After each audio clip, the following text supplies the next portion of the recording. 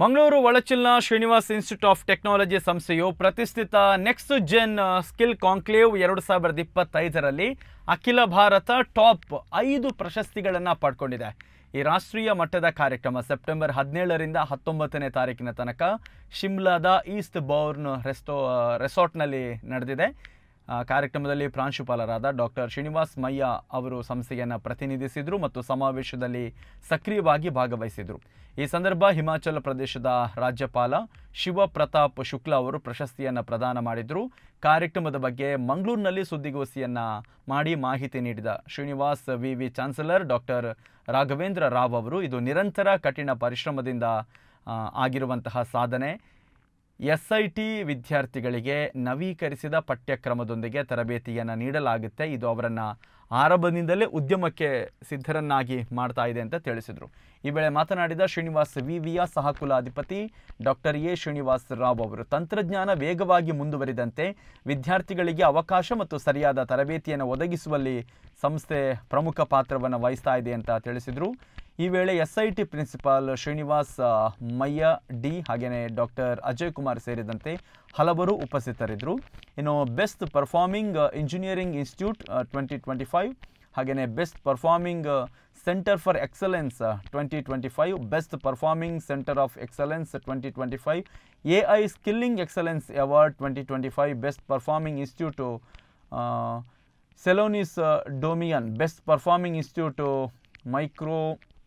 Microchip domain ಹಾಗೆಯೇ ಹಲವಾರು ಪ್ರಶಸ್ತಿಗಳನ್ನು ಸಂಸ್ಥೆಯವರು ಪಡ್ಕೊಂಡಿದ್ದಾರೆ. ಒಟ್ಟು 5 ಪ್ರಮುಖ ಪ್ರಶಸ್ತಿಗಳನ್ನು ಶ್ರೀನಿವಾಸ್ ಇನ್ಸ್ಟಿಟ್ಯೂಟ್ ಪಡೆದುಕೊಂಡಿದೆ.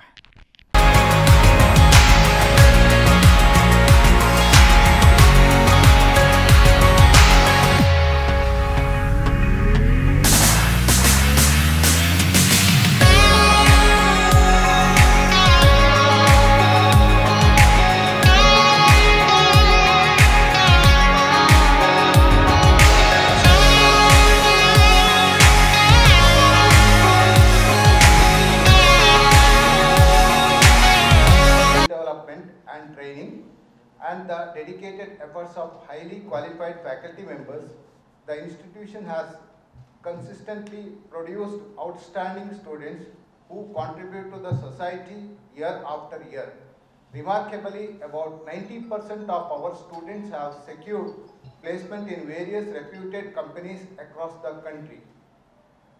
Recognizing the need for innovations and skill development in today's progressive era, our institution, in collaborations with AICT and EduSkills, has been providing internship opportunities to all undergraduate, postgraduate students. These internships have greatly benefited to our students while also enhancing the reputation of the institution. As a result of these initiatives and our continued artificial intelligence in talent acquisition, bias, fairness and smarter hiring, featuring HR leaders from reputed organizations who shared critical insights into the future of AI-powered recruitment and ethical considerations in taken management. On this occasion, our college was honored with 8 prestigious awards, securing a position in all India top 5 in multiple categories. The first one is Best Performing Engineering Institution 2025 Southwest Zone. 5. Best Performing Institute Celonis Domain. Best Performing Institute Microchip Domains. Best Performing Institute Zscaler Domain. Best Performing Institute Wadani Domains. All these domains are the artificial intelligence domains. All our students performed various projects, internships on all these domains, and they are ready for working in industries. These recognitions highlight our consistent efforts in adopting cutting-edge technologies, fostering innovations, and preparing students for future industry requirements. They also reflect the dedication of our faculty, students, and leadership in making the institution a hub for next-gen skills. This is the motive behind this is our Chancellor and Pro-Chancellor, who always insist our faculty members to say that our students, when they passing out, they should be industry ready. Generally in the industry, after their recruitment, they will given the training for 6 months. We want to eliminate that. For that, all these internships plays very important role for the students. For that purpose, any assistance, any knowledge that is passing of knowledge to the faculty, it will be done in faculty development programs.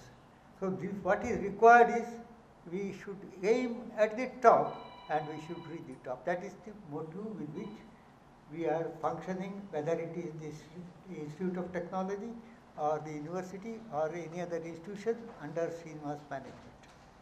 See, everywhere we are motivating our faculty to reach the top. The reason is so many parents, so many thousands of students, they come with the hope that they will be able to get a career when they are educated in this institution. That dream of theirs, we want to see that it is realized before they go out of the institution. With this idea only, I always ask the teachers, lecturers, to see that wherever new ideas are there, new development in any of the ideas are there, immediately it should be introduced and made known to the students, impart the knowledge to them, so that when they go out, they are the most modern students with highly equipped skill and knowledge. This is what we require when they go out of the institution.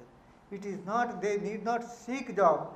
The jobbers, employers should come after them to give the employment. This is what the ultimate aim with which we are aiming at. And in this respect, of course, I am. ಒಂದು ಹೆಮ್ಮೆಯ ವಿಷಯ ಯಾಕೆಂದರೆ ಹೇಳಿದರೆ AICT ಅಂತ all India council new ಡೆಲ್ಲಿಯಿಂದ ಅಂದರೆ entire India control ಮಾಡುವಂಥ ತಾಂತ್ರಿಕ ವಿಷಯದಲ್ಲಿ ಇರುವ ಒಂದು ಶಿಕ್ಷಣ ನಿಯಂತ್ರಣ ಮಾಡುವಂಥ ಸಂಸ್ಥೆ. ಅವರೇ ನಮಗೆ ಅಂದರೆ ಶ್ರೀನಿವಾಸ್ ಇನ್ಸ್ಟಿಟ್ಯೂಟ್ ಆಫ್ ಟೆಕ್ನಾಲಜಿಗೆ ವಿಶೇಷವಾಗಿ 8 ಅವಾರ್ಡ್ ಕೊಟ್ಟಿದ್ದಾರೆ. ಮಿನಿಸ್ಟರ್ ಆಫ್ ಎಕ್ಸ್ಟರ್ನಲ್ ಅಫೇರಿಂದ ಸಹ ಎಲ್ಲ ಒಟ್ಟು ಮಾಡಿ ಒಂದು ಭಾರತ ಸರ್ಕಾರದ ಈ ಒಂದು ಅವಾರ್ಡ್ ನಮಗೆ ಸಿಕ್ಕಿದ್ದು ಹೇಳಿದರೆ ಒಂದು 8 ಅವಾರ್ಡ್ ಸಿಕ್ಕಿದ್ದಂದರೆ ನಮಗೆ ಭಾಳ ಹೆಮ್ಮೆ ಆಗ್ತದೆ. ಇದರಲ್ಲಿ ನಾವು ಏನು ನೋಡಿದ್ದೇವೆ ಅಂತ ಹೇಳಿದ್ರೆ ನಾವು ಯಾವಾಗಲೂ ಹೇಳಿಕೊಂಡು ಶಿಕ್ಷಣ ಸಂಸ್ಥೆ ಯಾವಾಗಲೂ ಶಿಕ್ಷಣ ಎಂಬುದು ಮುಗಿಯುವುದಿಲ್ಲ, ಅದು ಅಲ್ಲಿಗೆ ಮುಗಿಯಿತು ಅಂತಲಾಗುತ್ತದೆ. ಇದು ಕಂಟಿನ್ಯೂಸ್ ಆಗ್ತಾ ಹೋಗ್ತದೆ. ಯಾವ ವಿಷಯ ಸಹ ಅಲ್ಲಿಗೆ ನಿಲ್ಲುವುದಂತಲಿಲ್ಲ. ಜ್ಞಾನ ಅಂತ ಹೇಳೋದು ಅದು ಸಾಗರ. ಅದು ಹೇಗೆ ಅಂತ ಹೇಳಿದರೆ ಈಗ ಮುಖ್ಯವಾಗಿ ಹೇಳೋದಂತ ಹೇಳಿದರೆ ತಾಂತ್ರಿಕ ಇದರಲ್ಲಿ ತಾಂತ್ರಿಕದಲ್ಲಿ ಯಾವಾಗಲೂ ನಾವು ಈಗ ಇದ್ದ ಯಾವುದು ಒಂದು ಟೆಕ್ನಾಲಜಿ ಅಂತ ಹೇಳ್ತಾವ ಅದು ನೆಕ್ಸ್ಟ್ ಇರೋದಿಲ್ಲ, ಅದು ಚೇಂಜ್ ಆಗ್ತಾ ಇರ್ತದೆ.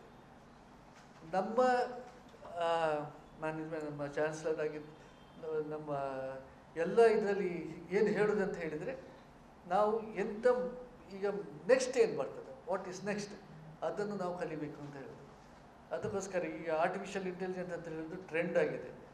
ನಾವು ನಮ್ಮ ಪ್ರಿನ್ಸಿಪಲ್ ಶ್ರೀನಿವಾಸ್ ಭಯ್ಯರಿಗೆ ಹೇಳಿದರು, ನೀವು ಅದನ್ನು ಆದಷ್ಟು ಎಷ್ಟು ಆಗ್ತದೆ ಅಷ್ಟು ನೀವು ಅದರ ವಿಷಯದಲ್ಲಿ ಜಾಸ್ತಿ ವಿಶೇಷ ಕಾಳಜಿ ಕೊಟ್ಟು ಅದಕ್ಕೆ ಮುಖ್ಯವಾದ ಎಲ್ಲ ನಮ್ಮ ವಿದ್ಯಾರ್ಥಿಗಳಿಗೆ ಹೇಳಿಕೊಡಿ ಅಂತ ಹೇಳಿಕೊಂಡು ನಾವು ಹೇಳಿ